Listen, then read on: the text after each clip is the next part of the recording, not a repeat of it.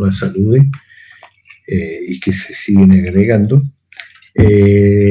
Vamos a dar continuación a las clases. La idea es que vamos a empezar un tema distinto ahora y bueno, a partir de ahí vamos a empezar con el desarrollo. Voy a poner a grabar la clase y empezamos. ¿Alguna duda, alguna pregunta antes? Bien, si no la hay,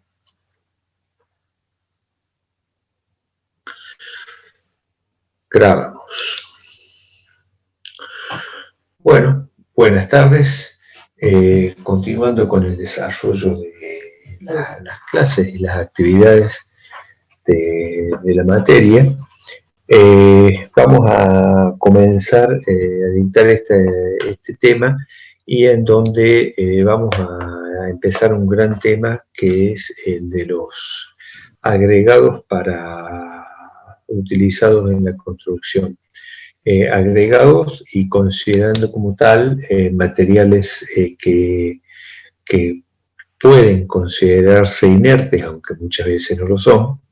Estos materiales que normalmente en cualquier obra o cuando habláramos de algunos materiales, podremos decir la piedra, la arena, nosotros vamos a hablar de agregados gruesos o agregados finos, como materiales, pero vamos a ver que hay algún otro tipo de materiales afines que también forman parte de este grupo. Esto nos interesa puesto que el objetivo es estudiar, digamos, después todas las mezclas que se pueden realizar con estos materiales, es decir, fundamentalmente morteros, fundamentalmente hormigones, y sentar una base para lo que seguramente después en otras materias más adelante en la carrera van a ver como vías de comunicación o materiales aptos para la ejecución de rutas, de caminos, etc. Entonces, hoy comenzamos con el estudio de todos los agregados y para eso vamos a empezar con el estudio de dónde vienen. Antes, quiero hacer un comentario que está relacionado de por qué la importancia de estudiar los agregados. Y les puedo mencionar como ejemplo de esto que una mezcla de hormigón, un hormigón, contiene aproximadamente alrededor de un 70-75% de su volumen son agregados, lo que normalmente podríamos decir la piedra, la arena, los agregados gruesos, los agregados finos, vamos a mencionar nosotros. Entonces, si este material está presente en tal magnitud, obviamente que es importante su análisis y su estudio, y es lo que vamos a hacer en esta y en sucesivas clases, tanto teóricos como prácticas. Bueno, ¿de dónde vienen los agregados que utilizamos o podemos utilizar en la construcción? De la naturaleza y propiamente de las rocas. ¿Qué son las rocas? Son materiales masivos naturales formados por un mineral o la mezcla de varios, obviamente esto es así, que se forman por un proceso de transformación de la corteza terrestre. Y los diferentes procesos de transformación van a dar origen a los diferentes tipos de agregados o materiales que vamos a poder utilizar o vamos a encontrar para poder utilizar en la construcción. Si alguien tiene algún micrófono abierto, lo pueden apagar, por favor. El origen de las rocas son procesos naturales de enfriamiento de la Tierra han dado origen a la mayor parte de las rocas, es decir, el enfriamiento de la masa de la Tierra, principalmente las rocas ígneas. Y de estas acciones físicas, mecánicas y químicas nacen las sedimentarias. ¿Cómo es esto? En la medida en que las rocas que se pueden haber producido por enfriamiento de la corteza terrestre entran en contacto con el medio ambiente, por ejemplo, el frío, el calor, el congelamiento, el deshielo, la acción eólica, la acción erosiva del agua, etcétera, pueden desgranarse, destruirse, cambiar de tamaño. Y esto da origen a otro tipo de rocas que son las sedimentarias, que están formadas por pequeños trozos de rocas que después de alguna forma se aglutinan, dando origen a las rocas sedimentarias. Tampoco pretendo entrar y dar un detalle de lo que podría ser una clase de geología, porque obviamente no lo es. Hablamos de materiales de construcción, pero la idea es tener una noción muy básica a los efectos de entender por ahí el comportamiento que luego van a tener estos en las diferentes mezclas que en donde los vamos a utilizar. Y de ambas, de origen tanto ígneas como las sedimentarias, por transformación, esto es, por procesos de grandes presiones y o temperatura, se producen las rocas metamórficas. Entonces tenemos las rocas ígneas, por un lado, enfriamiento de la corteza terrestre, la transformación de estas y el aglutinamiento de origen en las sedimentarias, y ambas a su vez por procesos de presión y temperatura pueden dar origen a las rocas metamórficas. Y tenemos los tres grandes grupos: ígneas, sedimentarias y metamórficas, con los diferentes procesos que se pueden producir en la corteza terrestre. Las ígneas son rocas primarias, aquellas que se han solidificado de la masa en fusión llamada magma. Es decir, una vez que se solidificó el magma, se endurece, se enfrió, se solidificó y formaron las rocas ígneas, que generalmente se producen en profundidad en la Tierra y por enfriamiento lento con alta presión en la superficie. Esto es la forma en que se forman las rocas ígneas. Las sedimentarias, dijimos, también rocas estratificadas, son de origen secundario. Están formadas por estratos de sedimento que han adquirido dureza por medio de procesos de cementación, compactación, recristalización. Es decir, la misma roca ígnea, cuando se va degradando por alguna acción erosiva, por ejemplo, luego esos pequeños trozos dan origen a rocas sedimentarias, generalmente que son rocas de una dureza mucho menor que las rocas ígneas que veíamos anteriormente. Esto no es menor porque a la hora de que la utilicemos en la construcción es un detalle que vamos a tener que tener en cuenta. Por último, las rocas metamórficas son aquellas que se han formado de rocas ígneas o sedimentarias debido a un forzado ajuste del medio ambiente distinto del que se conformaron. Esto es fundamentalmente por presión y temperatura. Es decir, grandes procesos o grandes movimientos de la masa terrestre. Estamos hablando a lo largo de la historia de la Tierra, miles de años. Estas transformaciones dieron origen a las diferentes rocas que hoy encontramos en la corteza, y es lo que utilizamos, lo que se aplica en la construcción. Esto y cada una de ellas, con sus diferentes características, dan origen a diferentes estructuras, diferentes texturas, diferentes materiales que, repito, son los que nos van a definir la posibilidad de utilizarlo o no dentro de la construcción, o como material de construcción.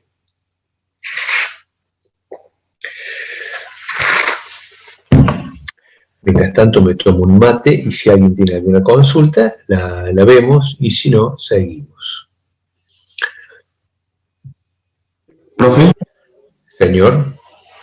¿Dijo que las sedimentarias eran más duras o menos duras? No, más blandas, no, mucho menos blandas, mucho menos duras, más blandas. Generalmente son esas, a ver, digamos, cuando uno agarra, hay trozos de rocas que uno las toma y son de una dureza, uno las golpea unas con otras y no la va a romper o es muy difícil romper. Y otras que hasta incluso muchas veces pasándole la mano se empiezan como a degradar, a desgranar específicamente. Esos serían las sedimentarias que en función, es que están formados por a su vez muchos pequeños granitos de otras rocas. En función de esa, de cuán fuerte o no sea ese material que está ligando estos granos, bueno, esa roca sedimentaria va a ser más o menos resistente. Pero como regla general, son mucho menos resistentes, por ejemplo, a la compresión, que es por ahí el esfuerzo que nos va a importar, que cualquier tipo de roca ígnea, ¿sí? Gracias. Sí. Sí.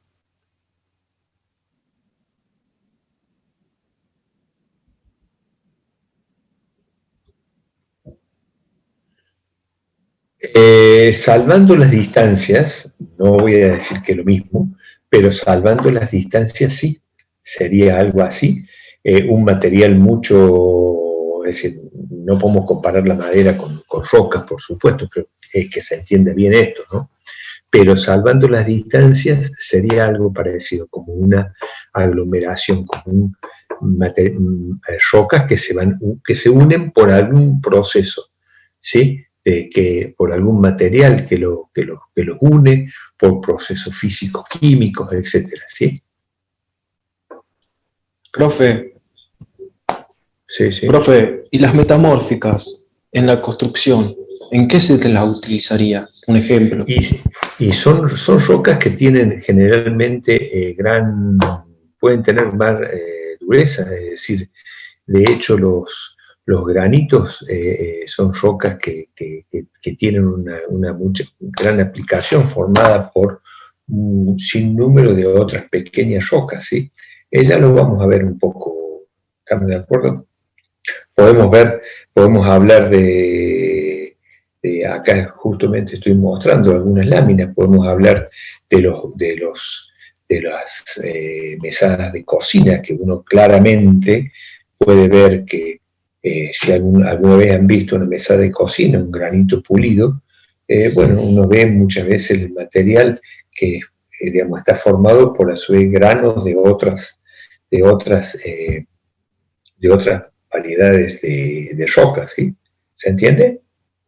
Entonces digamos, profe, que un granito pulido está compuesto por rocas metamórficas.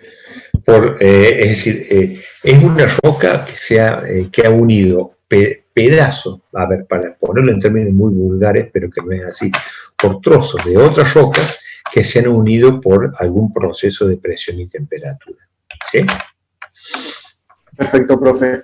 Gracias. Digamos, bueno, no sé si hay alguna otra cosa, perdón. Si no, en esta lámina vemos, a ver, ya un poco saliéndonos de un poco la teoría y la geología, que bueno, obviamente no es un tema nuestro, pero bueno, es como que nos roza para poder entender esto. Vamos a hablar de las rocas en la construcción. ¿Cómo las podemos encontrar? Estructuralmente,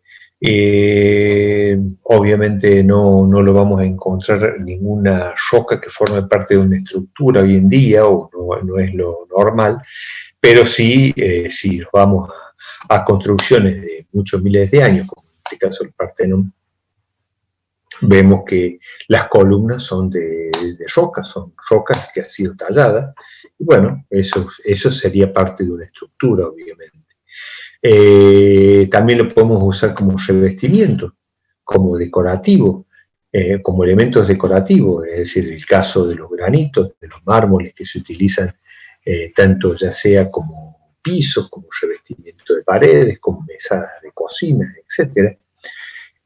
Y luego, y a donde fundamentalmente vamos a apuntar nosotros, como agregados para la construcción. ¿Para qué? Y, por ejemplo, como agregados para hacer hormigón, que es un poco, repito, el objeto de estudio o hacia donde nosotros nos dirigimos, y es lo que vamos a ver a continuación, ¿sí? Sería como entender las diferentes formas en que podemos utilizar las rocas en la construcción. Como elemento decorativo, por ejemplo, el granito usado en una mesada de una cocina, en placas para pisos, para revestimiento, bueno, son grandes bloques de roca que luego se llevan, en este caso aparentemente esto debe ser un granito, en este caso son mármoles, que se tallan en la roca madre a través de perforaciones, es decir, acá se ve claramente los barrenos producto de la perforación, y luego se transportan a una planta y se cortan con equipos especiales, se cortan en láminas, es decir, un granito no deja de ser, un granito de una mesada de cocina de la que podemos ver, no deja de ser digamos, haber tenido su origen en un bloque, por ejemplo, de este tipo, que luego se lleva a un aserradero especial y se lo corta con equipos especiales, por supuesto, en pequeñas, entre comillas, fetas, en pequeñas láminas de 1,5 centímetros, 2 centímetros y medio, dependiendo de lo que se esté buscando. Pero en definitiva, eso sería como máquinas que realizan grandes cortes muy precisos a estas rocas para tener, es decir, y se obtiene esto que se ve aquí. Eso luego se le hace un pulido adecuado y tenemos las placas de granitos, mármoles, etcétera, que, bueno, es común utilizar en la construcción. Todo esto sería las rocas como elementos decorativos en principio, o elementos de ornamentación que no forman parte de las estructuras en sí mismas.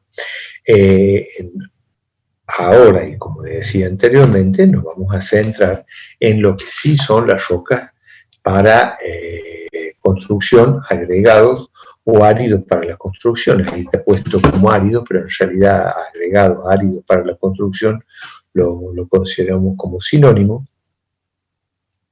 en donde la importancia del estudio de los agregados para el hormigón tiene su base en lo que decía anteriormente, es decir, gran parte del volumen, alrededor entre el 70 y 75% del volumen, por ejemplo, de 1 metro cúbico de hormigón, está formado por material pétreo, ¿sí? Ya sea agregados gruesos o agregados finos.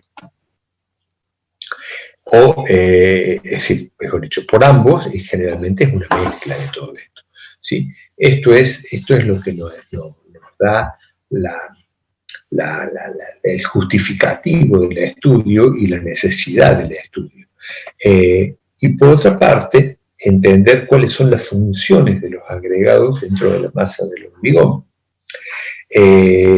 Si yo preguntara, posiblemente la primera respuesta, a ver, no, si preguntara no, pregunto, se les ocurre, ¿para qué cuando hacemos una masa de hormigón, ¿para qué se le pone agregado? Piedra. Para darle mayor resistencia, dureza. Para que sea más dura. Resistencia a la compresión. Para abaratar costos. Claro, aumentar el... Sí, termino de escucharte. Para darle más volumen, abaratar costos. Y por ahí va la cuestión, en definitiva. Sumados a algunas otras cuestiones, es decir, por un lado, abaratar costos. Obvio que si vamos a hacer hormigón y los materiales para hacer un hormigón, todos creo que lo conocen. ¿Cuál es? Agregado grueso, piedra, agregado fino, también llamado a la arena, cemento y agua. Digamos, puede tener aditivos, adiciones, que también lo vamos a ver en el curso del año, pero fundamentalmente son esos cuatro. El agua generalmente con un bajo costo, salvo alguna rara excepción. Los agregados, la piedra con un costo relativamente bajo y el cemento con un costo muy alto. Entonces, ¿qué es lo que tengo que hacer a la hora de querer hacer una obra técnicamente correcta? Hay un micrófono abierto, por favor. A la hora de querer realizar una obra técnicamente correcta y económicamente viable, porque esto es un aspecto que nunca hay que dejar de tener en cuenta, que los materiales que utilicemos en la construcción deben ser aptos técnicamente y a su vez económicamente viables, porque de nada va a servir hacer una obra muy bien hecha y muy cara, porque nadie la va a poder pagar, ¿sí? Entonces, repito, es muy importante tanto el tema de la faz técnica como de la faz económica. Entonces, teniendo en cuenta todo esto, obvio que el uso de los agregados nos va a abaratar esa mezcla, porque si tengo 1 metro cúbico de hormigón y en teoría, porque esto no se puede hacer así, lo quisiera hacer únicamente con cemento y agua, y bueno, voy a tener un costo bastante elevado, ¿no? En cambio, en la medida en que yo pueda suplantar el cemento por piedra o arena, por agregado grueso, agregado fino, que son costos mucho menor, bueno, ese costo va a ir disminuyendo sensiblemente, ¿sí? Profe, disculpe. Aparte, Sí. si sería únicamente de cemento, sería muy duro y muy frágil a los movimientos. Está bien lo que decís, más que muy duro, en definitiva sería, más que frágil en los movimientos, sería un material que se fisuraría muy rápidamente, se cuartea de la nada, se fisura, es decir, un material inviable. Es decir, si yo hago una mezcla de cemento y agua y pretendo hacer un cubo, y eso se va a fisurar porque el cemento, al fraguar, son todos procesos de los que vamos a hablar más adelante, al fraguar se contrae, disminuye su volumen, y por lo tanto, si no tiene nada que compense esa disminución de volumen o que la absorba, y se va a fisurar, y como decís vos, va a tener mucha menos resistencia. Lo digo en forma teórica, esto. ¿Se entiende lo que te digo? Para que no quede la duda. Sí. Entonces, la función de los agregados va a ser contribuir al costo, ¿sí? Pero aparte de eso, y fundamentalmente, también,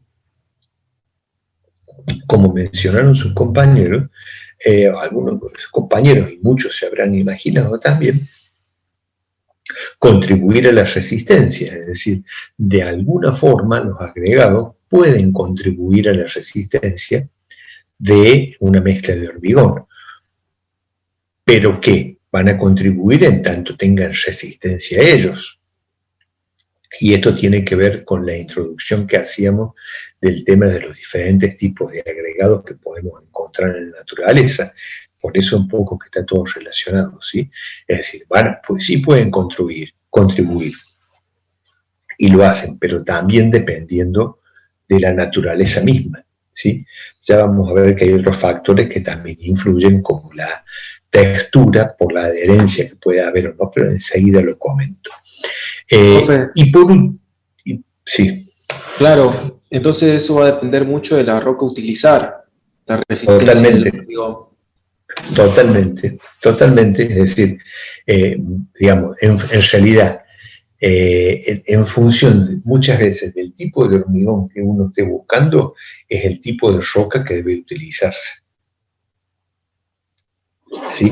Sobre todo cuando queremos por algún motivo tener algún hormigones de características de resistencia muy elevadas y no podemos utilizar cualquier tipo de agregado. ¿Se entiende? No sé si a eso iba la pregunta. Sí, profe, perfecto. Otra cosa, ¿no sería también el costo? ¿Eso va a modificar el costo, digamos? Sí, seguro. Es decir, en realidad el tema del costo de los agregados es algo que tiene mucho que ver. Es decir, los agregados son materiales muy baratos, con un transporte caro,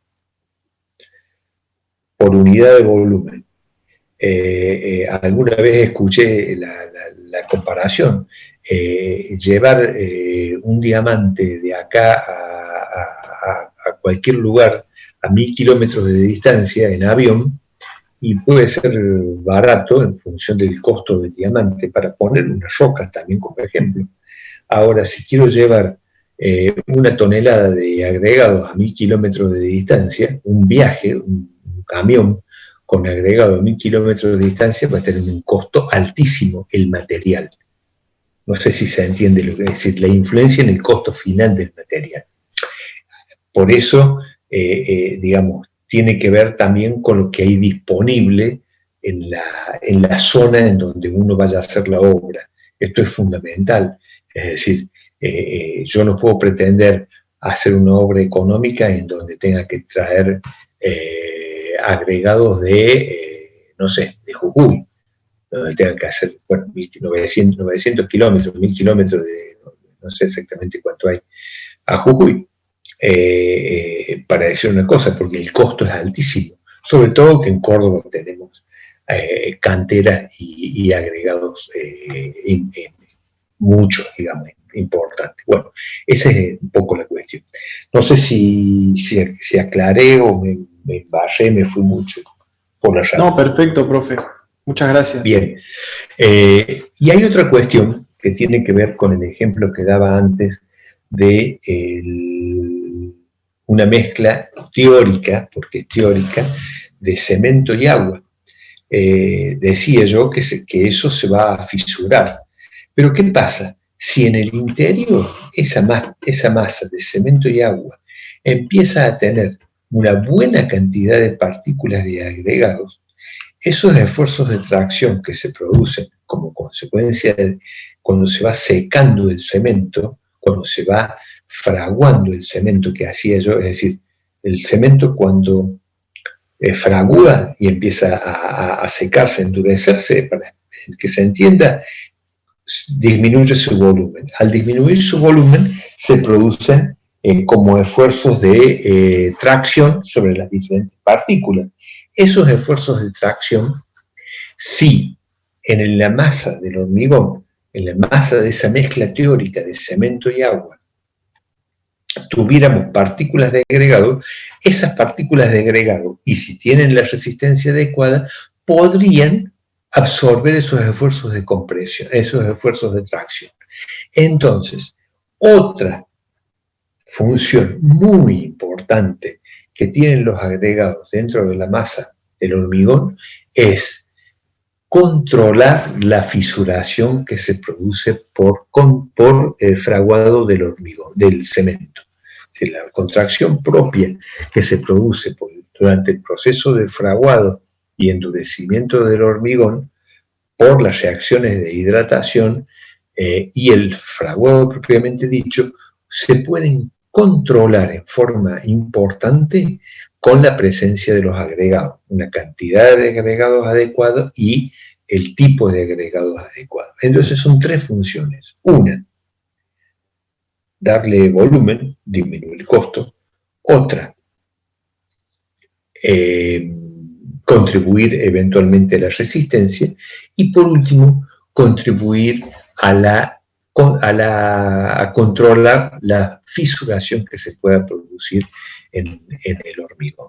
Son tres funciones fundamentales que cumplen los agregados, ¿sí? ¿Se entiende hasta acá? ¿Preguntas? Sí, profe. Perfecto. Sí. Profe, yo tengo una duda. En cuanto al fraguado de un hormigón, supóngase H38 o H47, ¿va a ser igual que un H8 o un H13 sin aditivos?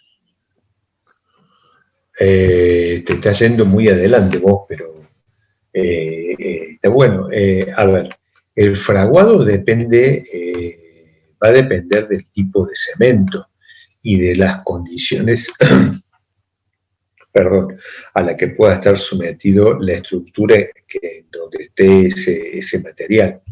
Indudablemente que vos me estás hablando de dos extremos muy distintos, muy dispares, cual un hormigón de muy baja resistencia y hormigones de bastante más alta resistencia. Puede haber una diferencia porque seguramente las cantidades de cemento que se van a utilizar van a ser distintas. Ahora, el tiempo de fraguado del cemento particularmente es siempre el mismo. El tiempo de fraguado del hormigón, que no es el mismo, puede variar en función de las diferentes proporciones de los agregados que se utilicen, de las relaciones agua sobre cemento. Bueno, tiene una innumerable variables que están relacionadas con el hormigón propiamente dicho. Ahora, vos te has adelantado más o menos 6 meses en la temática de la materia, pero está bueno, si tenés la inquietud, que lo preguntes, no me molesta. Es decir, no significa eso que me molesta, todo lo contrario. Lo que pasa es que habrá quienes por ahí no agarran toda la cuestión, pero bueno, no sé si he sido más o menos claro. Pero esos hormigones había que llevar unas pruebas de esfuerzo, digamos. Todos los hormigones es necesario realizar, deberíamos realizarle las... Es la fuerza de compresión, por cierto. A ver, los hormigones se evalúan por muchas variables, ¿sí? Entre ellas puede ser la resistencia a la compresión, puede ser resistencia a la tracción, a la flexión, etc. Pero fundamentalmente por la resistencia a la compresión, que en definitiva no deja de ser un parámetro de todas las otras variables. Es decir, se dice que un hormigón que tenga buena resistencia a la compresión seguramente va a tener, o es muy probable que tenga todas las otras propiedades también de buena calidad. No sé si entiendo, si respondí. Profe, una pregunta. Espera, quiero terminar, no me acuerdo quién había preguntado esto, si está más o menos claro. Sí, profe, está claro, muchas gracias. Listo. Dale, el que estaba por preguntar. Sí, por ejemplo, ¿qué tan distinto sería el hormigón de una losa y el hormigón de por ejemplo, de una calle, del pavimento? Es muy distinto. En cuanto a, es decir, digamos, por allá por septiembre van a ustedes aprender a dosificar, fines de agosto, septiembre, van a aprender a dosificar un hormigón, es decir, van a aprender a determinar las proporciones de cada uno de los materiales para poder llegar a ser un hormigón. Y los ejemplos de un hormigón para una estructura de un edificio o un hormigón para un pavimento son los clásicos, ¿sí? Eso lo vamos a ver, es parte de la materia. Pero para no dejarte ahí colgado, para que se entienda, por ejemplo, en el tema de los agregados, seguramente un hormigón para una estructura de un edificio, llamemos vigas y columnas, tendrá un tamaño máximo, que ya también van a ver qué es lo que es esto del tamaño máximo, pero bueno, son ustedes los que preguntan y me hacen adelantar en la temática. Que en definitiva es el tamaño máximo, una idea del tamaño de la partícula más grande de los agregados, o de una porción de agregado. El tamaño máximo, decía, para un hormigón, para una viga, una columna de un edificio, cualquiera, puede ser aproximadamente 19 milímetros. En cambio, en un pavimento de hormigón podemos irnos a agregados mucho más grandes en tamaño, puesto que en el hormigón, primero, de las estructuras, no podemos poner tamaños muy grandes porque va a ser difícil el llenado. En cambio, en un pavimento, el llenado de la estructura, de la superficie del pavimento, es mucho más fácil de llenarlo, por eso nos permite tener agregados más grandes. Y el uso de agregados más grandes es más económico o menos económico. Más económico. ¿Por qué? Porque va a ocupar más volumen. Más o menos, ese es el ejemplo. En realidad es, y lo vamos a mostrar enseguida, lo muestro acá, y ya después vuelvo en lo anterior.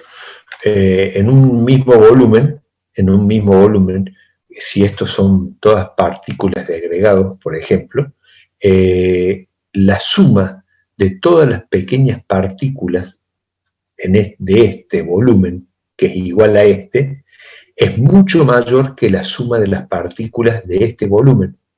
Entonces, como en una mezcla de hormigón, la pasta debe envolver todas las partículas, necesito mucho más pasta de cemento y agua.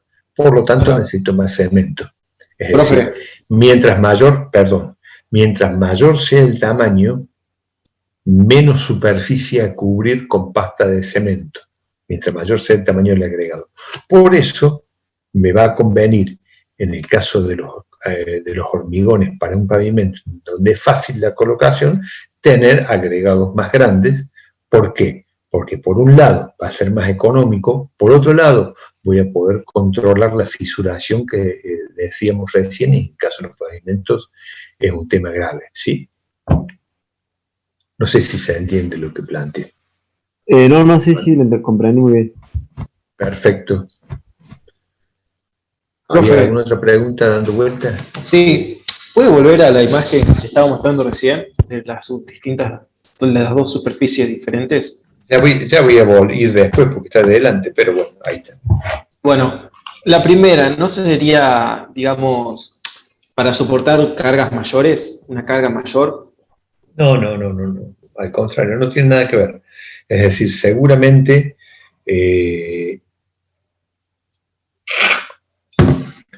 ustedes me hacen adelantar láminas y cosas por el estilo. Este es el mecanismo de rotura de una probeta de hormigón. ¿Se ve esto? ¿Sí? Supongamos que esto es una probeta de hormigón que la cargamos según este eje, un trozo de hormigón, ¿lo ven? ¿Sí? Si yo lo cargo en este sentido, sin cargas, cuando yo haga el hormigón, esto es una situación sin nivel de esfuerzo cero, van a quedar, luego de que se endurece, van a quedar pequeñas burbujas de aire alrededor de las partículas de agregado, ¿sí? Que por algún motivo van quedando, pueden quedar. Cuando ese nivel de carga anda alrededor del 30-40% del máximo, esas pequeñas fisuras, que no eran fisuras, sino eran pequeñas burbujitas, espacios vacíos, van a empezar a agrandarse. ¿Y por qué? Porque por dónde empieza a romperse algo, por la zona más débil. Y si ya acá hay algún pequeño espacio vacío, y va a empezar a romperse aquí. A medida que aumentamos la carga, esos espacios empiezan a aumentarse. y fíjense cómo se rompe. Con esto demuestro, o se intenta demostrar en forma gráfica, que la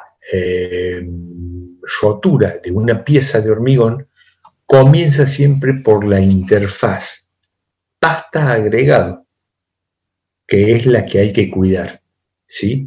Entonces, en la medida en que tengamos una interfaz lo suficientemente, interfaz pasta-agregado, lo suficientemente resistente, los agregados van a contribuir a la resistencia del conjunto. Entonces, cuando tenemos una cosa así, no es que va a depender del tamaño, sino va a depender del tipo de agregado, de la interfaz y de muchas otras cuestiones. En general, la mejor resistencia, aparte, le van a dar ni esta situación ni esta, sino una situación intermedia en donde tenemos que tener un poco de cada cosa, para decirlo de alguna forma. ¿Qué significa una distribución uniforme de tamaños? Vamos a tener, a su vez, los espacios que tengamos aquí, rellenos con un árido un poco más chico, y un poco más chico, y un poco más chico. Conclusión, una granulometría, un tamaño de agregado distribuido uniformemente. ¿Qué significa? Un poco de cada tamaño. Eso es lo que nos va a dar la máxima resistencia. Muchas gracias, profe. ¿Se entendió? Sí, ahora sí. Casi. Espero no haber hecho demasiado embrollo nada más. Por lo menos hay muchos que siguen. ¿Después lo vuelvo a explicar a eso? Sí, ya lo voy a pasar medio, ya lo expliqué, pero si hace falta me preguntan. No, porque con muchos chicos nos perdimos. Perfecto, no hay ningún problema. A ver, lo van preguntando. ¿Estamos? Hasta acá estábamos, digamos, me había quedado en esta lámina, que era que, digamos, un poco explicaba por qué la importancia del tema de los agregados. Voy a avanzar un poquito para avanzar y para que nos vamos ordenando. Hay diferentes clasificaciones de los agregados, los áridos para hormigones, mezclas de hormigones, o en realidad morteros y hormigones tendríamos que decir. Una primera clasificación, vamos a hablar de agregados naturales o artificiales según el origen. Podemos hablar agregados según la densidad, normales, livianos o pesados. Los agregados de densidad normal son aquellos que, bueno, la palabra lo dice, su densidad relativa está dentro de valores que se encuentran en general. Estos valores normales andan alrededor de 2,6, 2,65, son valores de densidad relativa, que es o son el 99%, para poner un término, para no decir algo general, 98% de los agregados que ven ustedes en cualquier obra, es decir, para decirlo en forma vulgar, la arena, la piedra, son todas de densidad normal, alrededor de valores de 2,6, 2,7. Luego tenemos valores agregados de los agregados livianos, que son aquellos que tienen una densidad relativa menor a 2. Son agregados, por ejemplo, como los que se ven acá en esta fotografía, que son agregados de origen, digamos, fabricado, en este caso es leca, que es una arcilla expandida y cocida en hornos rotativos, por eso esta forma de pequeñas esferitas, que puede utilizarse como agregados para hormigones, fabricando hormigones más livianos. Y por último, también podemos tener agregados pesados, que son aquellos que tienen en su interior restos o bien digo, restos de óxido de hierro generalmente. Lo veíamos cuando veíamos el desarrollo del tema de metales como materia prima para la obtención del hierro, era las rocas que tenían óxido de hierro. Bueno, esas rocas también pueden utilizarse para hacer mezclas de hormigones y son pesadas. ¿Y por qué pesadas? Porque la densidad del hierro, dijimos que 7, comparado con un agregado normal que es 2,6. Entonces, en la medida en que tengan un buen porcentaje de hierro o en sus formas de óxido, por ejemplo, le van a elevar la densidad. Estos agregados generalmente están por arriba de 3 de su densidad relativa y tienen una aplicación muy específica, cuál es la utilización de los para construir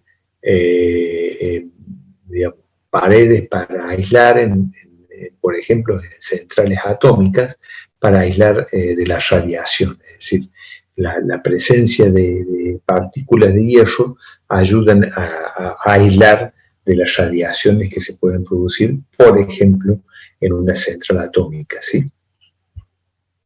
Un uso muy particular que, por eso yo decía, bueno, hablamos de porcentajes realmente que son infinitos, no infinitos, sino muy bajos, y que seguramente no muchos de ustedes alguna vez trabajarán con cosas de este tipo. Pero bueno, existen. Según la forma del grano, vamos a hablar de agregados rodados o triturados. Rodados son los que encontramos en los cauces de río, y triturados son aquellos que provienen, como la palabra lo dice, de la trituración de rocas, ¿sí? Dando esto origen a características muy distintas. En cuanto a la forma y la textura, los agregados rodados van a ser de características lisas, propias del desgaste propio de la sedimentación que se produce en los cauces de río, y los triturados de superficies generalmente rugosas y formas angulosas propios del proceso de trituración. Relacionado con lo que veíamos al principio, también podemos hablar del tipo de agregados para hormigón o áridos para hormigón en función del origen mineralógico. Podemos hablar de rocas silíceas, podemos hablar de rocas graníticas, basálticas, calcáreas, mezclas u otras. Bueno, estos son los diferentes tipos de rocas que podemos encontrar en la naturaleza. Repito, no voy a entrar en el estudio geológico de todo esto porque no es parte de la materia, sino para que sepan ustedes. Pero, por ejemplo, una roca basáltica es muchísimo más resistente que una roca calcárea, ¿sí? O una roca granítica también es mucho más resistente que una calcárea. Bueno, esos son ejemplos. Profe, una pregunta. Sí. A la roca que se parte con máquina, que se rompe con máquina, ¿las máquinas las rompen en los diferentes tamaños o se rompe todo y después se separa en los diferentes tamaños? Las máquinas la van rompiendo y luego se va a hacer una clasificación y de ahí se obtienen los diferentes tamaños. Si esperas a la lámina 35, 40, no, un poco menos, lo vamos a ver eso ahora en esta clase. Dale, gracias. Una consulta, profe. Sí. ¿Qué es mejor, la roca del canto rodado o la piedra partida? Depende, no hay una respuesta. Si lo que te interesa es la adherencia, la resistencia entre la pasta y las partículas, va a ser seguramente la piedra partida. ¿Por qué? Porque tiene una superficie rugosa, en donde la pasta se adhiere mucho más fácilmente. En cambio, si lo que te interesa es poder llenar bien una estructura, por ejemplo, en el caso de una estructura para un edificio, una losa, una viga, una columna, y ahí lo que te va a interesar va a ser posiblemente que tenga más canto rodado, porque las formas redondeadas facilitan la movilidad de las mezclas. ¿Se entiende? Sí, profe, sí. Bien. Les decía, otra forma de clasificar los agregados, los áridos para hormigón, es según su tamaño. Y vamos a hablar de los finos y los gruesos. Y hay un límite muy exacto entre uno y otro, que es el tamiz, mejor dicho, la malla o la abertura de del tamiz, 4,8 milímetros de IRA. Es decir, el tamiz IRA 4,8 milímetros es lo que nos define agregados finos y agregados gruesos. Lo que pasa, el tamiz IRA 4,8 milímetros es agregado fino. Todo lo que queda retenido, es decir, es más grueso que los 4,8 milímetros, es agregado grueso. Repito, tamiz IRAM 4,8 milímetros es lo que nos define entre árido fino y árido grueso como una primera gran clasificación según su tamaño. Bueno, ya lo fuimos mencionando y vamos a entrar de nuevo con esto.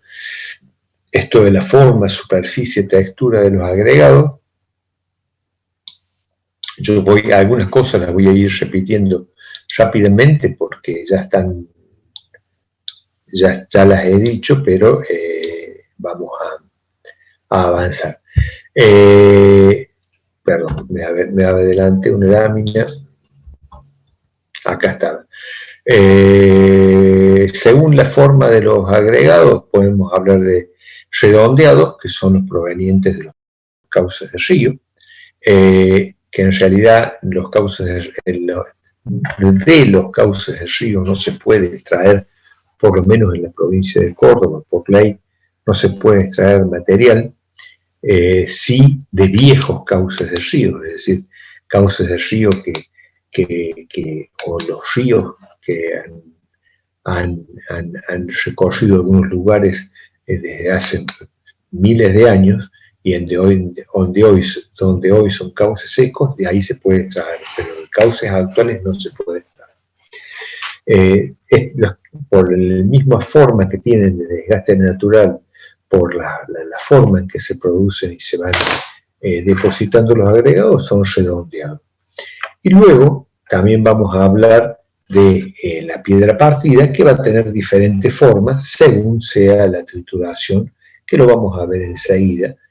Podemos hablar de formas lajosas, formas de agujas, formas que si bien pueden ser piedra partida, pero pueden tender a la forma redonda, ¿sí? Acá hay diferentes ejemplos de rocas que, bueno, se pueden utilizar. Decía esto de la superficie específica. ¿Qué es la superficie específica? Sería la sumatoria de la superficie de todos los granos en una unidad de volumen, ¿sí? Entonces, si yo sumo si pudiera sumar todos los granitos, la superficie de todos los granitos en un volumen de este tipo, que acá está, digamos, simplificado, en donde hay mucho agregado fino, ¿sí? La sumatoria de la superficie de todas las partículas sería mucho mayor que la sumatoria de las partículas de este ejemplo, que está exagerado. Entonces, acá, como yo necesito tener la pasta de cemento que envuelva las partículas de agregado, voy a tener un mayor consumo de cemento que en este caso, para envolverlo. Ahora, acá voy a tener espacios vacíos. Entonces, lo que uno busca es lo que decía anteriormente, de tener granulometrías continuas. ¿Qué significa? Ni este ejemplo, ni este ejemplo. Puntos intermedios. Voy a tener un poco de cada tamaño en sentido idealizado a los efectos de tener una granulometría continua que mejore las características de las mezclas y sobre todo las abarates, la haga más barata, más económica. Bueno, hablamos ya de la textura, puede ser liso, áspero, rugoso, y de esto depende la adherencia de las diferentes partes con la pasta de cemento.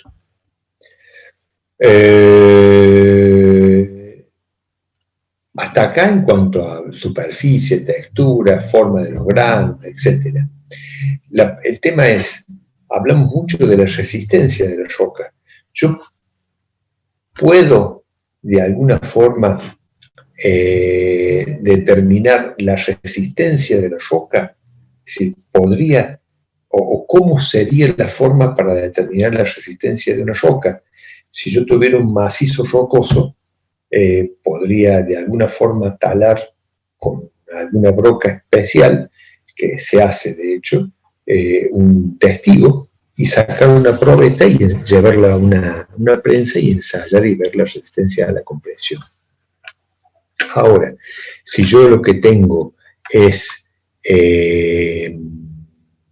partículas de agregado, ya se me hace muy difícil medir la resistencia de esa partícula. Entonces, ahí viene un ensayo que van a ver, que digamos, le van a mostrar, digamos, si pudiéramos ir al laboratorio, verían la máquina, lamentablemente no va a poder ser, tampoco este año, pero ahí está, tenemos el equipo y lo van a mostrar en el práctico, el equipo para el desgaste de los ángeles. Esto es a los efectos de poder determinar la resistencia, sobre todo a la abrasión de las partículas de agregado. Es un equipo como el que ven ustedes en la fotografía. Este equipo, para que tomen una dimensión, tiene aproximadamente de altura así, tiene 1 metro, 1,5 metros aproximadamente, digamos, es un tambor en el que se colocan las partículas de agregado, esferas de acero, y se hace girar 500 vueltas. Se mide la granulometría, el tamaño de las partículas antes de que se produzcan esas 500 vueltas, y se mide o se releva la granulometría, el tamaño de las partículas después de las 500 vueltas, con esferas y todo. Esa diferencia nos da una idea del desgaste de las partículas y la dureza de las partículas, tema fundamental, sobre todo a la hora de querer evaluar rocas para uso en pavimentos de hormigón. Profe. Señor. ¿Podría volver a la diapositiva anterior? Un segundo, porfa. La anterior. ¿Esta? No, esa. ¿Esta? No, la anterior. ¿Aquí? Esa. Listo, ya está, profe. Profe. Perfecto. Señorita. Sí, cuando se refiere a resistencia a la abrasión, básicamente, ¿a qué se refiere en base a o sea, yo sé que es como un estudio, pero en la estructura o en la ingeniería civil, ¿en qué más o menos lo relaciona, digamos? Está buena tu pregunta. Fundamentalmente va relacionado a los pavimentos de hormigón. Es decir, los neumáticos rodando sobre la superficie producen un desgaste, digamos. No, obviamente no los neumáticos de vehículos livianos, sino fundamentalmente de vehículos pesados, camiones cargados. Producen un desgaste, una abrasión en la superficie, que si las partículas de agregado que están en esa superficie no tienen la debida resistencia, se empiezan a producir roturas y desgastes acelerados que llevan a la destrucción o a un principio de destrucción de la estructura, ¿sí? Claro, o sea que básicamente cuando, por ejemplo, pasa un camión sobre una calle, qué sé yo, es como que se separan los materiales del No. En una superficie de hormigón, digamos, puede, luego de N ejes que circulan por una superficie, se va a producir un desgaste superficial de la película que puede quedar de pasta de cemento en la superficie, e inmediatamente van a quedar los agregados en la superficie, ¿sí? Es decir, vos cuando uno hace hormigón, inmediatamente los agregados están perfectamente en la superficie. Entonces esos agregados son los que tienen que resistir esa abrasión, ¿sí? No sé si se entiende lo que te explico. Sí, profe, ahora sí. Profe, y respecto a esa abrasión, ¿la temperatura no afecta también al desgaste? En el caso del hormigón, la temperatura, digamos, no sería un factor determinante. Digamos, nunca he visto un estudio al respecto, pero no sería un factor determinante en la temperatura en el caso de pavimentos de hormigón. Cuando hablamos de pavimentos de concretos asfálticos, el tema es totalmente distinto. ¿Se entiende? Sí, profe. Muchas gracias. Bien. Estábamos acá, mostré esta lámina que ya la había mostrado antes, es decir, cómo es el mecanismo de la rotura, en donde en función de la adherencia que tengamos en la interfaz agregado-pasta, indudablemente de esto va a depender la posibilidad de que los agregados contribuyan a la resistencia del conjunto y que bueno, la fisuración se produzca por la pasta y no por los agregados. Si esto ocurre así, hay una deficiencia en la adherencia. Lo ideal es que cuando uno rota una probeta, y esto lo veríamos en el laboratorio, a la hora de romper probeta, que también vamos a hacer, parte de las partículas tendrían que estar desprendidas y parte de las partículas de agregado rotas a la mitad, de esa forma demostrando que hay buena adherencia y que han contribuido a la resistencia del conjunto. Pero sobre esto vamos a volver cuando veamos rotura de probetas de hormigón, es decir, parte de la materia incluye hacer hormigón y romper probetas de hormigón. Cuando digo parte de la materia hacer hormigón, como están las cosas, aparentemente tendríamos que decir en forma virtual, pero bueno, ojalá que en algún momento se pueda revertir esto, pero bueno, no, es un tema que se escapa a ustedes y a mí totalmente. Esto lo hemos visto, lo hemos hablado, vamos a avanzar un poquito. Mientras me tomo un mate. Profe, hemos hablado, sí.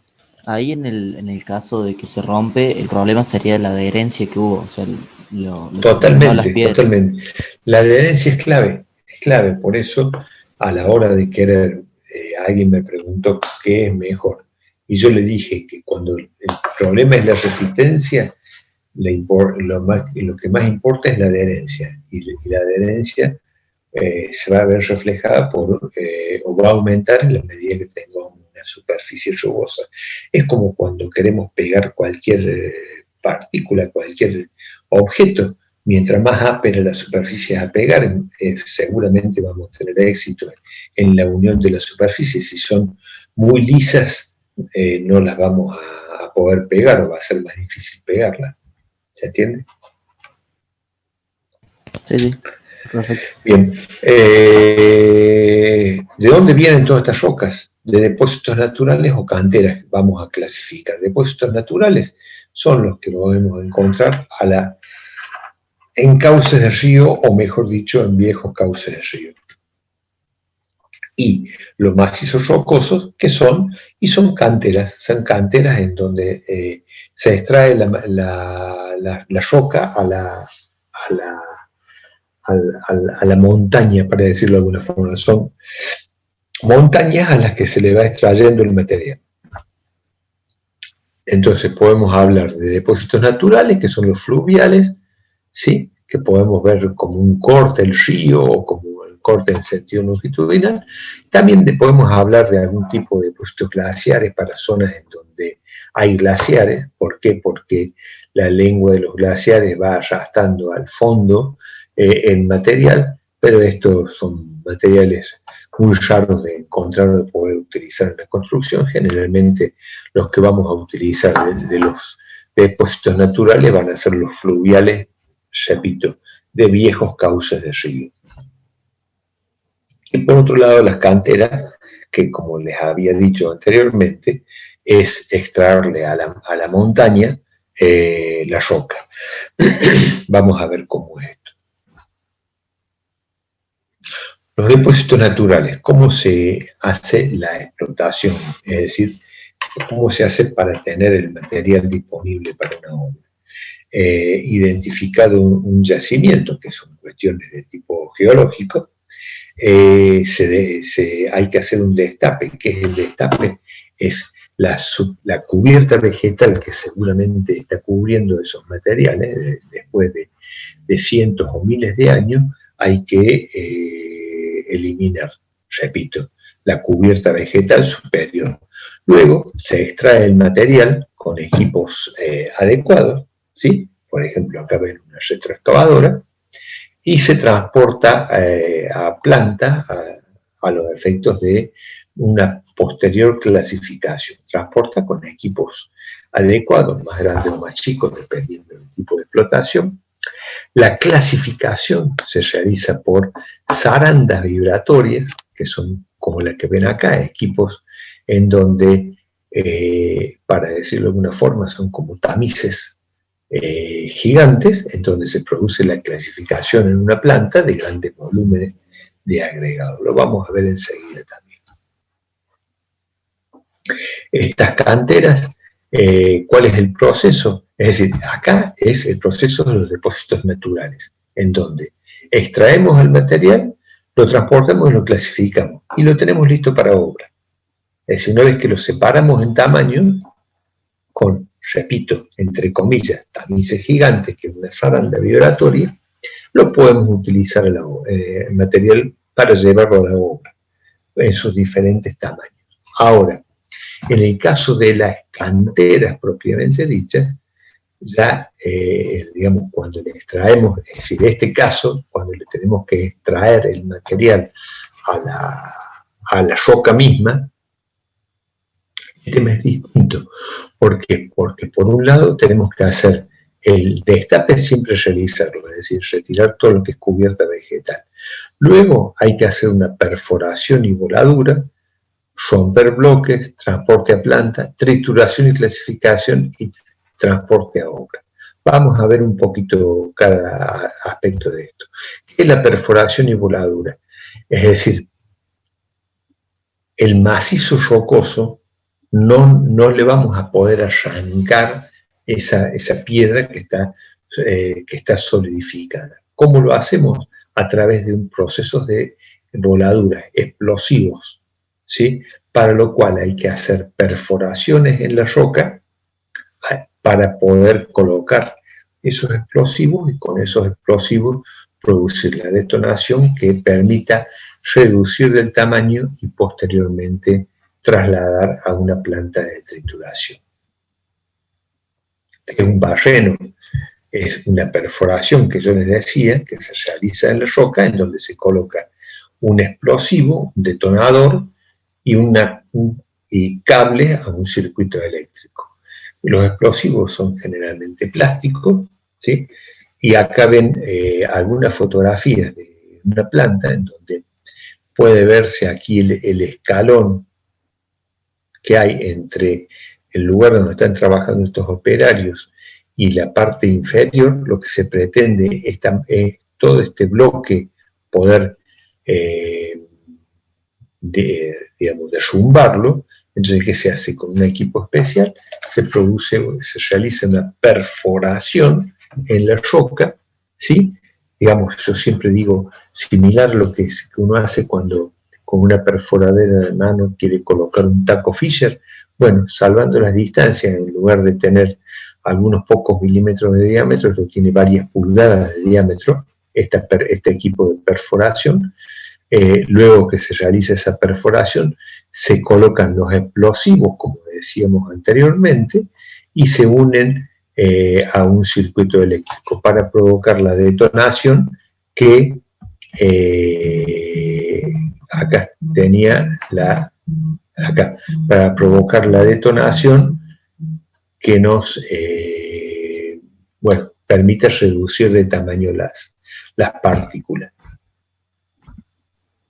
Acá ven lo que sería un dibujo de un frente de cantera visto en perspectiva y lo que sería el barreno propiamente dicho, los efectos de hacer la perforación. Son diferentes esquemas. El microretardo es que entre sucesivos barrenos hay milésimas de milímetro de retardo a los efectos de mejorar el funcionamiento del sistema y que no haya una onda expansiva importante, sobre todo por cuestiones de, ¿cómo se llama?, de contaminación auditiva. Con esto, luego de realizar todo ese proceso de rotura con explosivos y demás, bueno, nos va a quedar una situación de esto, es decir, hemos volteado una pared de ese frente, puede quedar algo parecido a esto, con equipos adecuados, o sea, de carga y camiones que podrán tener diferentes tamaños según sea la cantera, al material lo vamos a extraer y lo vamos a llevar a la planta para el correspondiente tratamiento o trituración, que es la trituración, la disminución de tamaño para poder luego sí utilizarlo como material de construcción.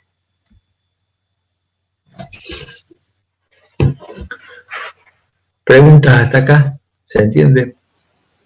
Profe, no sé si sigue después, pero ¿qué se hace cuando una cantera queda, entre comillas, vacía?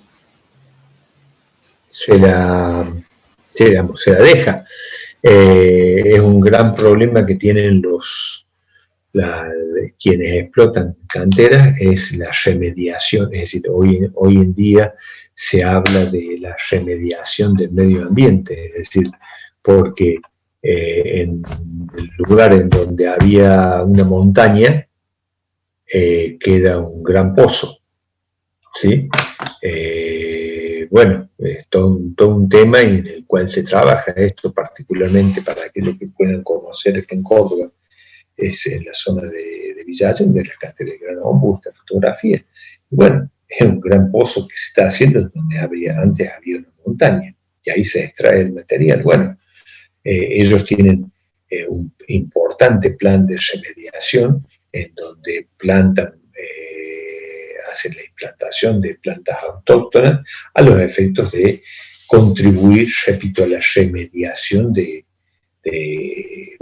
medio ambiente, ¿no? Porque, es decir, por un lado está la necesidad de producir áridos para la construcción, sino con qué hacemos las obras, pero por otro lado hay un daño al medio ambiente. Bueno, encontrar ese equilibrio es difícil y es un tema en el cual los ingenieros que nos interesa hacer obras y la gente que está en todo el tema del medio ambiente, bueno, siempre hay que ponerse de acuerdo para encontrar un punto de equilibrio en todo esto, ¿no?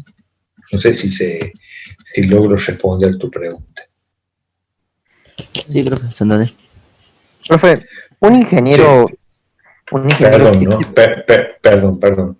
Yo siempre, cuando estoy en clases presenciales y me preguntan algo, y yo contesto, nos vemos la cara y me es fácil darme cuenta si alguien entendió o no. Pero acá en donde lo único que hago ver es un puntito que me dice que la cámara está prendida, se me hace difícil saber si me entendieron o no. Por eso soy tan reiterativo, esto si se entiende. Te escucho la pregunta. ¿Un ingeniero civil se puede dedicar a solamente explosivos? Como ¿Cómo? ¿O qué? Que no solamente este tipo de explotación, sino de edificios. A ver, hay toda una parte de ingeniería que tiene que ver con la demolición. ¿A eso te referís vos? Sí, a eso.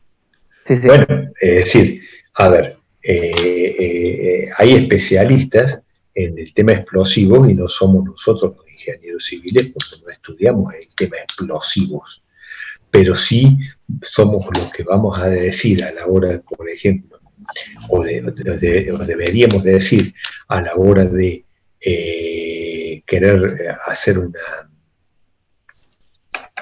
no me sale la palabra, derrumbar una estructura, es decir, por algún motivo a realizar la demolición de una estructura, cualquiera fuera el motivo, en qué lugares hay que colocar los explosivos para poner la menor cantidad de explosivos a utilizar y que estos provoquen lo que se llama una implosión, un derrumbe controlado a los efectos de que cause el menor daño posible en los alrededores de donde está esta construcción. ¿A eso iba tu pregunta? Sí, a eso. Perfecto. Me llamó mucho la atención el tema de explosivo y demoliciones. Sí, sí, es un tema interesante, es decir, de hecho es común ver en canales de documentales, es decir, mucho tema de esto de demoliciones. Pero bueno, es todo un tema, sí, muy interesante. Bien, hasta acá un poco cómo realizamos la explotación. Acá tenemos sí. Pero ¿no sería más conveniente dejarlo como en el uso de la cantera, o separar la extracción cuando ya queda a un nivel de suelo directamente? O sea, relativamente nivel de suelo, en lugar de seguir cavando. Mirá, te repito, es un equilibrio entre digamos, cada cantera tiene sus autorizaciones, las autorizaciones las da, en nuestro caso, la Dirección de Minería de la provincia, y son los que autorizan un mayor o menor volumen. Te repito, roza mucho lo medioambiental, que también es un tema muy delicado por el que seguramente nos vamos a poner todos de acuerdo que tenemos que cuidar nuestro medio ambiente. Pero por otro lado, la necesidad de disponer de materiales. Bueno, repito, es la dirección o las direcciones de minería son las que autorizan los volúmenes o los tamaños de las explotaciones que se realizan. ¿Sí? Bien. ¿Hay algún micrófono abierto? Les pido que por favor lo pueden cerrar nada más para que no interfiera en la... Eso es. Muchísimas gracias. Hasta acá tenemos los materiales en donde los sacamos ya sea de un yacimiento natural o de una cantera. Cualquiera tenemos el material, pero lo tenemos en bruto, en la puerta de una planta. Tenemos que clasificarlo por tamaño. ¿Por qué tenemos que clasificarlo por tamaño? Y ya cuando hablé del tamaño de los agregados, adelanté un concepto. ¿Por qué? Porque necesitamos nosotros utilizarlo para las diferentes mezclas, morteros, hormigones, incluso mezclas de concretos asfálticos, de asfalto. Vamos a necesitar diferentes tamaños y vamos a necesitar, repito, diferentes tamaños, mezclas uniformes o fracciones más grandes o más pequeñas en función del tipo de material que estemos buscando, que puede ser de variedades infinitas, no infinitas, pero de variedades muy grandes, repito, porque no todas las obras son iguales. ¿Cómo se realiza esto? A través de lo que llamamos clasificación. ¿Qué es lo que es clasificar? Clasificar por tamaño es hacer pasar el material a través de una malla, le hace un tamiz gigante, entre comillas, que sería una zaranda, a través de una malla, hacer pasar las partículas. Lo que queda retenido va a ser más grande que la abertura de esa malla, y lo que sea más chico va a pasar por la abertura de esa malla. Es así de simple.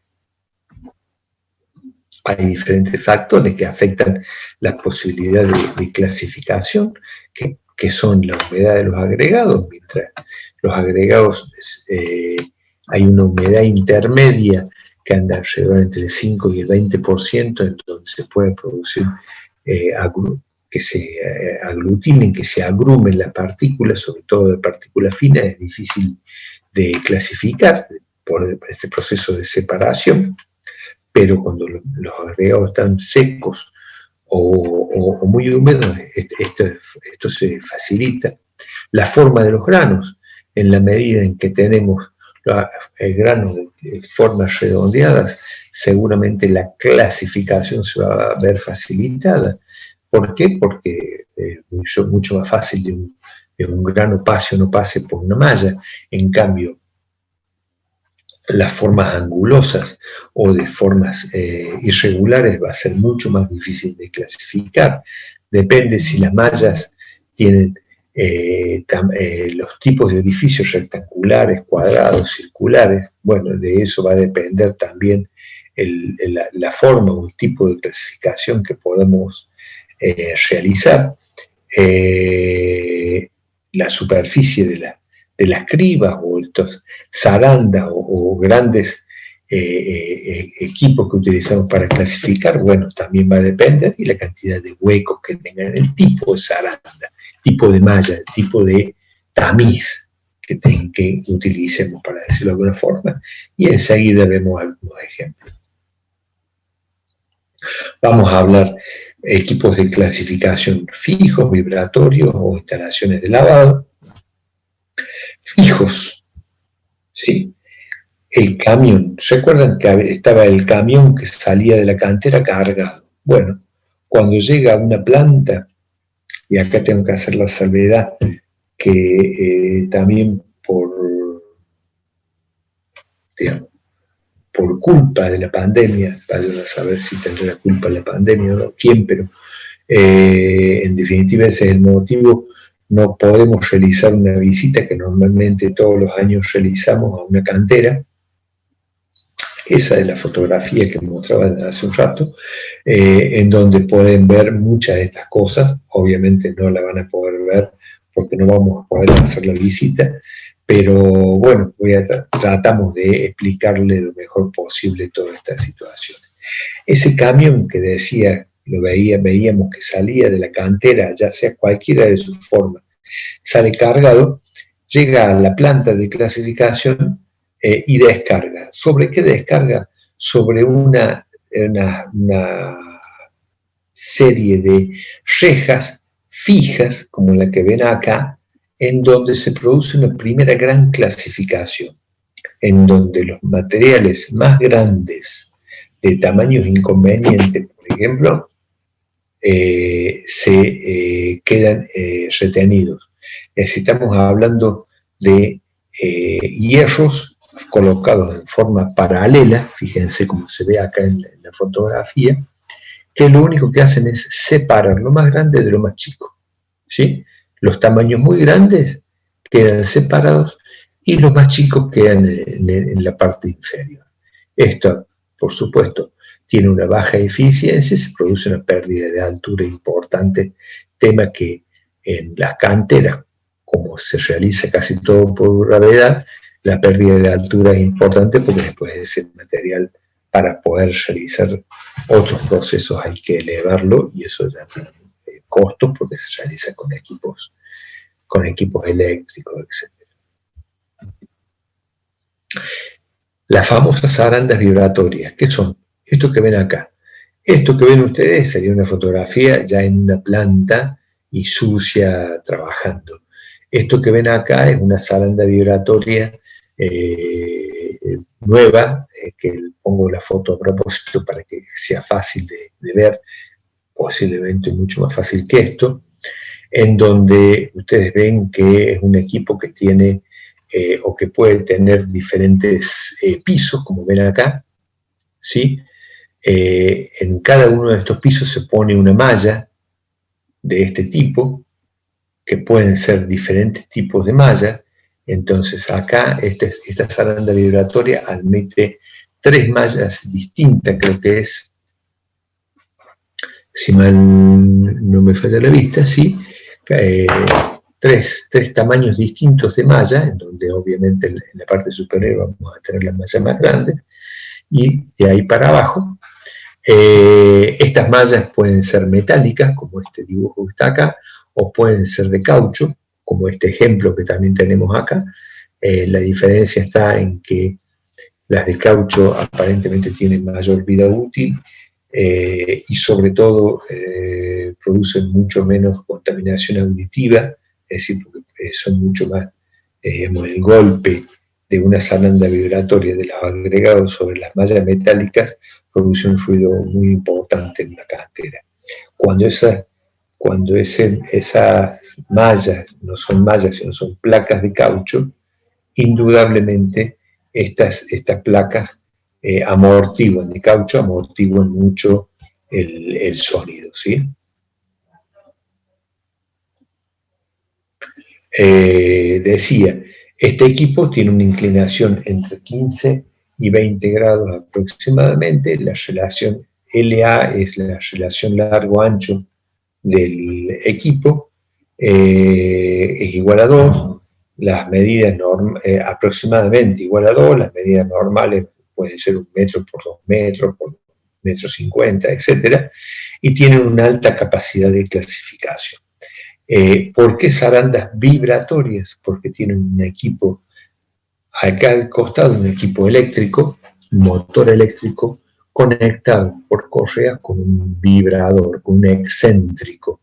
Este excéntrico, como la palabra lo dice, hace que todo el conjunto vibre. Entonces las partículas, cuando caen a la superficie de la malla, empiezan a moverse por un lado por la inclinación y por otro lado por la vibración que se produce sobre la malla, lo cual facilita el pasaje o no de las partículas a través de la abertura de las mallas.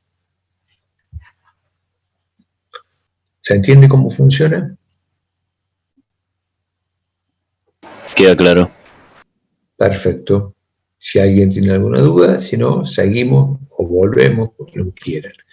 Esto en cuanto a clasificación de los agregados gruesos. Si queremos clasificar o lavar agregado fino, esto es muy distinto. Las arenas ya no las podemos hacer tan fácilmente con una zaranda, sino que lo que se hace generalmente, y van asociadas, es decir, las arenas o los agregados finos generalmente vienen con mucho material fino, mucha tierra, para decirlo de alguna forma.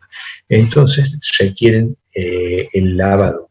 Entonces, a los efectos de una separación fundamentalmente y un lavado, se utiliza para los agregados finos lo que se llama el tornillo de Arquímedes. ¿Qué es un tornillo de Arquímedes?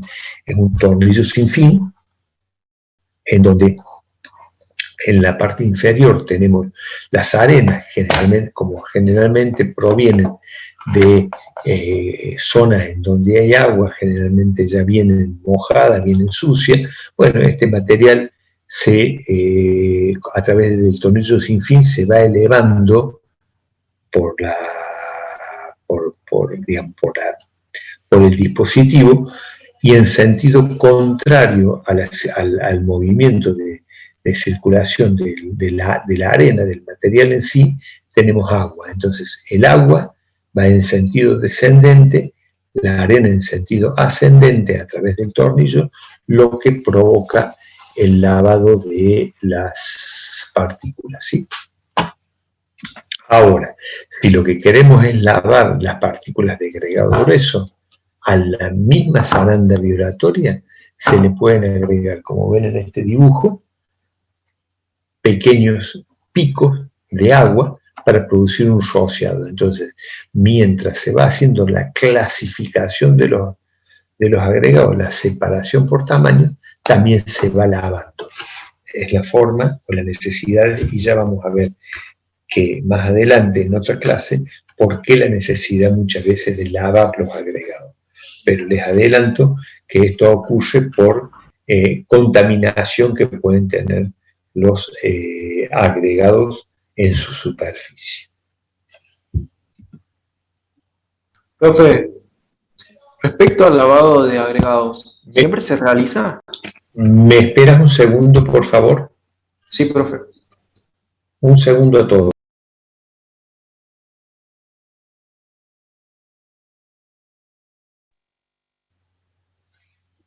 Había una pregunta dando Decía, vuelta. yo, profe, respecto al lavado de agregados, ¿se realiza siempre o depende? No. Muchas veces no es necesario. Es decir, a ver, cualquier operación, los agregados es un material muy barato, ¿sí? La arena y la piedra es un material muy barato en la construcción. Entonces, cualquier operación que le sumemos a todas las que ya tenemos que realizar, va a encarecerlo. Entonces, se lava en tanto y en cuanto haga falta realizarlo. A ver, y adelantándome también a clases futuras, te puedo decir, si el material tiene mucha tierra en la superficie, está sucio, para decirlo de alguna forma, todo lo que decíamos antes de la adherencia se va a complicar, ¿se entiende? Sí, profe. Entonces, ¿qué es lo que hacemos? Lo lavamos. Si viene sucio con tierra, lo lavamos. Es una solución. ¿Estamos de acuerdo? Pero no, es decir, lo vamos a hacer en tanto y en cuanto haga falta realizarlo, si no, vamos a encarecer los costos. Acá el tema costos es fundamental en todo este tipo de operaciones. ¿Sí? Perfecto, profe. Gracias. Bien.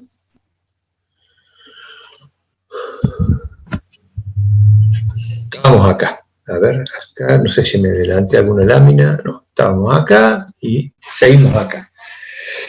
Hasta acá hemos llegado a la clasificación de los agregados, pero nos habíamos quedado en que los materiales que volvían que llegaban a una cantera proveniente, ya se ve que estoy cansado. Los materiales que llegan a una planta de procesamiento de agregados provenientes de una cantera pueden venir de diferentes tamaños y puede tener necesidad de reducir su tamaño. ¿Cómo se produce la reducción de los tamaños? A través de la trituración. ¿Qué es la trituración? Eso, reducir el tamaño de los agregados. ¿Sí? ¿A qué tamaño? Y al tamaño que necesitemos. ¿Y cuál es el tamaño que vamos a necesitar? Y yo al principio de la clase di dos ejemplos distintos. Uno, en el caso de los pavimentos, otro caso de una estructura de un edificio. En un caso hablaba de 19 milímetros, en otro caso podemos hablar de 25 a 30 milímetros o más todavía, en el caso de los pavimentos. Bueno, por eso hay que reducirlo el tamaño. ¿A qué tamaño? Y el tamaño que haga falta. Si queremos hacer una fábrica de premoldeado, en una fábrica de premoldeado viguetas, esas viguetas que se utilizan para techos, bueno, esas viguetas tienen un tamaño, los agregados que se utilizan para hacer el hormigón de las viguetas tienen un tamaño muchísimo más chico todavía, que no pasan de los 10 o 12 milímetros. Por eso hay que utilizar, primero, por eso la clasificación y por eso la reducción de tamaño que se realiza a través de trituración. La forma de rotura de los agregados puede ser por diferentes formas, por compresión, por golpes o una rotura combinada de ambos. Veamos la rotura por compresión. Se hace con diferentes tipos de equipos. Por ejemplo, y acá voy a dar algunos ejemplos y esto lo vamos a mostrar, pero, por ejemplo, las que le llamamos tipo de mandíbulas, que es un equipo como el que se ve acá también, esta fotografía, pero bueno, como por ahí esto muestra poco, recurso a algunos dibujitos que son muy simples, pero que permiten entender qué es lo que es una rotura por compresión en un equipo de mandíbula.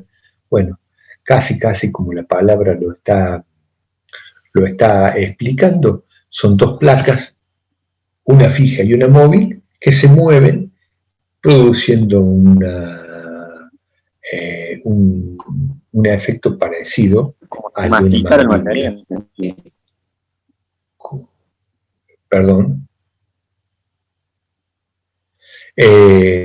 Decía, dos placas, una fija y otra que se mueve, que lo que hace es a las partículas de agregado, o rocas, muchas veces, comprimirlas. Por eso, rotura por compresión. La abertura en la parte inferior es la que nos va a mandar o va a definir el tamaño de las partículas que salen, y esto va comprimiendo y produciendo, repito, la rotura. Esto es de la relación de trituración, que significa que yo puedo reducir de 5 a 1 aproximadamente, es decir, puedo reducir 5 veces el tamaño de las partículas con este tipo de equipos. Sería bueno, acá vemos otros dibujos. Perdón. Eso es la mandíbula, una giratoria. Bueno, sería como este dibujo que ven ustedes, perdón, esta fotografía, que sería también un equipo como este, pero que nos muestra poco nuevamente, y que cuando lo vemos acá en este dibujito, creo que aclara un poquito, son dos conos invertidos, en donde la placa exterior es fija, y en el interior tenemos un cono que por un lado gira alrededor de este punto fijo, pero a su vez el cono rota alrededor de su eje. Entonces, por un lado, un punto fijo por el cual va rotando alrededor de toda la superficie, y por otro lado, gira alrededor de su propio eje. De esta forma va produciendo la rotura por compresión, pero no ya en un plano, como lo hacía la mandíbula, no en un plano, sino lo que yo siempre digo vendría a ser como en 3D, a los 360 grados va comprimiendo el material que va cayendo, ¿sí? Este es un equipo muy utilizado ya a los efectos de lograr tamaños más precisos y de características adecuadas para la construcción, o para lo que se utiliza en la construcción. Acá ven ustedes lo que podría ser un dibujo aclaratorio de toda esta situación. Es decir, gira respecto de este eje, ¿sí? Y gira todo el conjunto alrededor de un punto fijo aquí. Rodillos laminadores, también por compresión. Señor. La máquina anterior, ¿qué diámetro, qué tamaño tiene más o menos? Y mira, a ver, se alcanza a ver acá hay claro, una persona. Sí. Es decir, esto estamos hablando de, es probable que tenga un par de metros mínimo de altura. Bien. Mínimo 2 o 3 metros de altura, ¿sí? Hay de diferentes tamaños, no hay diferencia. Pero este equipo no es de los más grandes, pero puede tener fácilmente un par de metros, un poco más de altura. Muchas gracias. Rodillos laminadores. ¿Qué son rodillos laminadores? Dos rodillos que giran en sentido inverso, ¿sí? Que lo que hacen es el material cae entre ellos y como consecuencia de la compresión que se produce por este material en la superficie de estos rodillos, se produce la rotura. La desventaja que tiene estos rodillos laminadores a la hora de triturar los agregados es que producen materiales muy lajosos. ¿Qué significa? En forma de laja, en donde una de las dimensiones es mucho menor que el resto, ¿sí? Estas partículas lajosas son inconvenientes a la hora de hacer hormigones porque dificultan el llenado de las estructuras en sí. Profe, ¿qué sería la relación de trituración? Lo que había comentado anteriormente, que digamos es la capacidad de reducir digamos, en este caso de 4:1, un tamaño de 4 centímetros lo podría llevar a 1 centímetro aproximadamente con un equipo de este tamaño. ¿Se entiende? Sí, sí. Bien. Rotura por golpes. Son a través de martillos, en realidad son equipos, una suerte de tándem de martillos alrededor de un eje, un equipo especial, en donde acá vemos un equipo más chico, no tan grande como esto, pero en donde vemos un rotor, ¿sí? Este es el eje del rotor, martillos, placas rompedoras, ¿sí? En donde el material entra por la parte superior y estos martillos giran a alta velocidad, y cuando el material va cayendo por la boca, el material golpea con los martillos, o los martillos golpean a las partículas contra las placas rompedoras que tenemos acá, y a su vez la va golpeando hasta que salen por la parte inferior, ¿sí?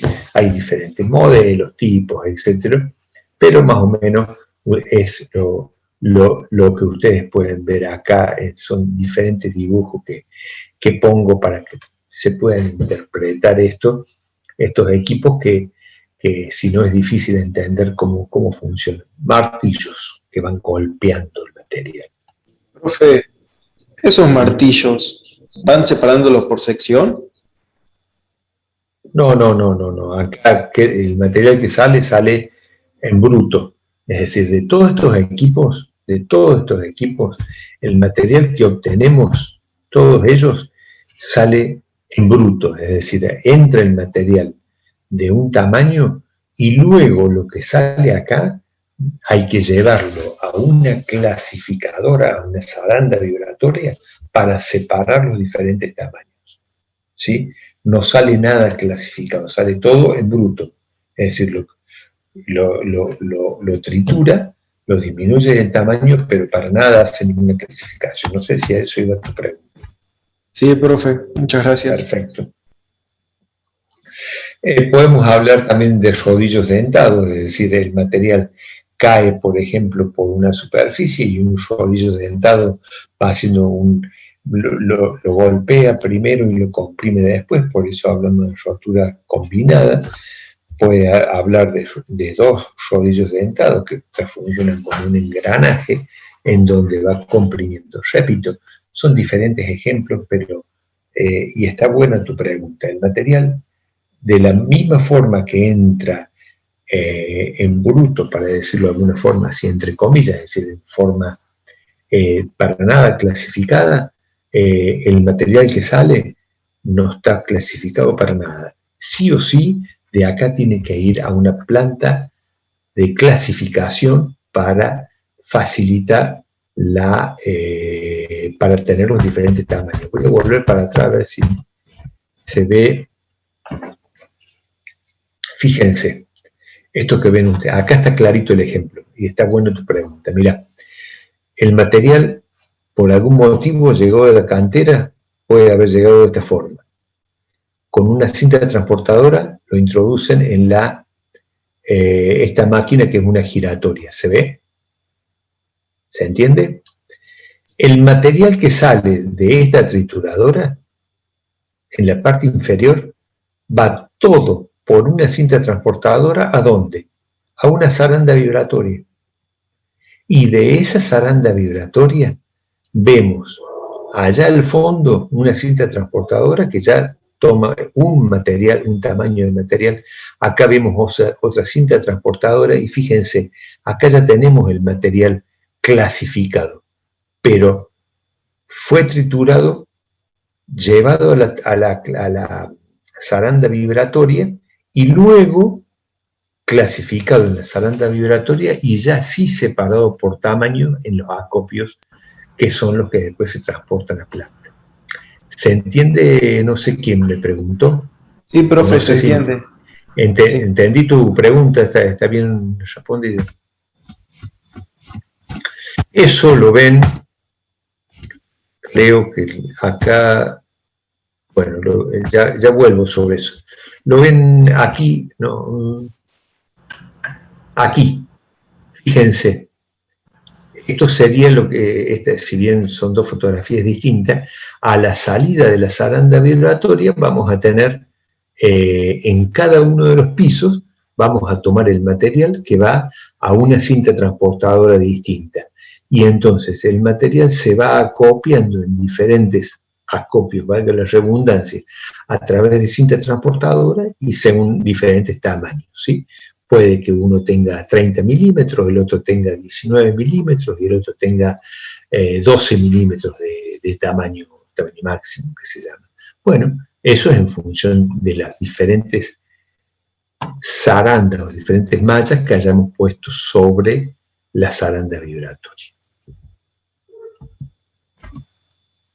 Y para que no quede esto que se ve acá, es nuevamente lo mismo.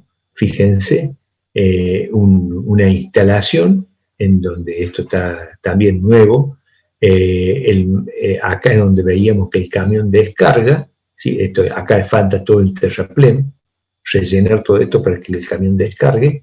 Ese material en bruto, esto pareciera que fuera una planta de clasificación sin trituración, va a una zaranda vibratoria, de la zaranda vibratoria a diferentes acopios.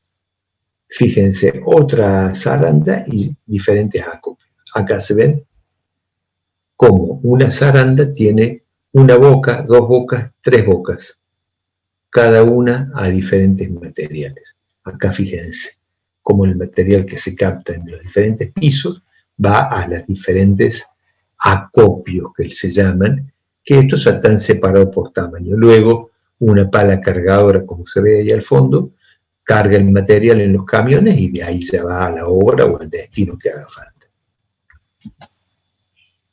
¿Se entiende cómo funcionan las plantas estas? Sí, profe. Bueno, por último, y ya terminando, esto que se ha hecho bastante largo gracias a las preguntas de ustedes, y no es que me queje de las preguntas, al contrario, me gusta porque significa que por lo menos no estoy solo y están participando. Podemos hablar de trituración de los áridos según la etapa en que se produzca. La trituración primaria vamos a reducir, que es la primera que se realiza cuando el material llega a la planta, de 30 hasta 30 o 60 milímetros, 30, 40, 50 milímetros, más que eso no lo vamos a realizar. Luego una trituración secundaria, es decir, la primaria un ejemplo de la mandíbula. Una trituración secundaria podemos llegar hasta el orden de los milímetros, en una cónica o una giratoria que veíamos hace un rato. Repito los dibujos para que tengan de referencia. Y por último, puede haber un proceso de molienda a polvo, que no es un material que vayamos a utilizar directamente en la construcción, la molienda a polvo, sino que eventualmente es necesario para otro tipo de procesos, como va a ser la fabricación del cemento, en donde vamos a moler piedra, algún tipo de piedra especial tipo calcárea para poder fabricar cemento. Pero eso no lo vamos a ver ahora, la fabricación de cemento, pero lo vamos a ver más adelante. ¿Cómo se hace la molienda? En grandes cilindros que pueden tener varios metros de diámetro, para que tengan ustedes de referencia, varios metros de diámetro, se colocan esferas de acero y el material a moler, ¿sí? Para llevar a estado de polvo. Ese material, ese cilindro giran a altas velocidades, esto es, salvando las distancias, parecido a lo que podría ser una máquina de Los Ángeles, sin serlo, por supuesto, porque tiene muchas diferencias. Esferas de acero y el material a moler, bueno, aquí sí se produce la molienda de piedra, ¿sí? Repito, no vamos a usar piedra Profe. molida para ninguno, perdón, no vamos a utilizar piedra molida para hacer hormigón, pero sí para la fabricación del cemento, sí señor. Sería como un tipo lavarropas, pero va moliendo así la piedra. cómo está compuesto, cómo estaría compuesto, digamos. Y sí, sería como un lavarropa de tambor horizontal, pero de 4 o 5 metros de diámetro, de acero, y 3, 4, 5, 6, 7, 8, 10 metros de largo, digamos. Pequeño lavarropa, ¿no? Pero para hacer una broma nada más. Pero está buena tu comparación para que se entienda, ¿sí? Te repito, esto lo muestro, ¿por qué? Porque no vamos a utilizar piedra molida para la construcción, para hacer hormigón, y todo lo contrario, pero sí lo podemos llegar a, es decir, vamos a ver que hace falta moler piedra a la hora de fabricar cemento o fabricar cal, pero bueno, eso es más adelante, para otra clase. Esto lo expliqué, lo vimos, y llegué a la última lámina.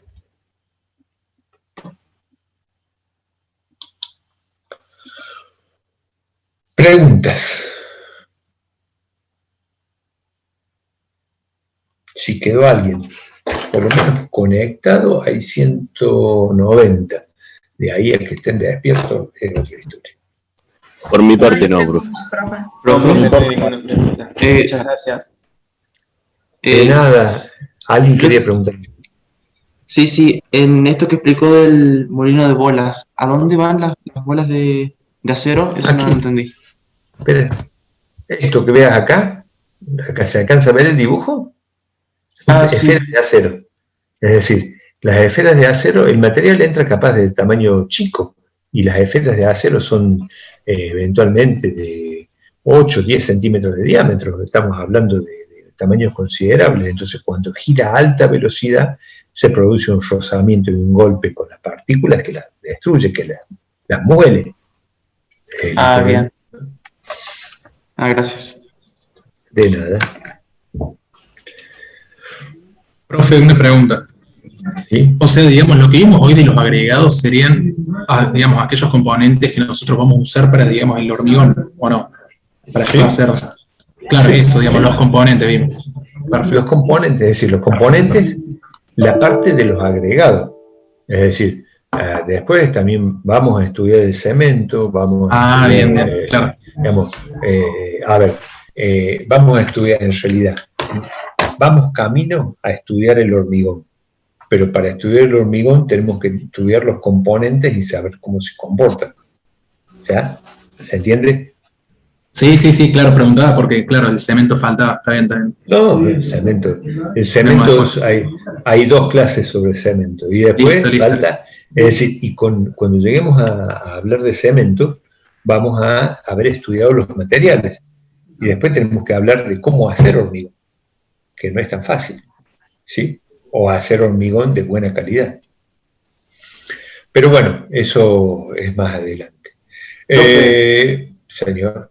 Para la arena, que sería, digamos, un agregado fino, ¿se haría el mismo procedimiento que para las piedras? ¿En qué sentido? Digamos, se utilizan la misma maquinaria, trituración.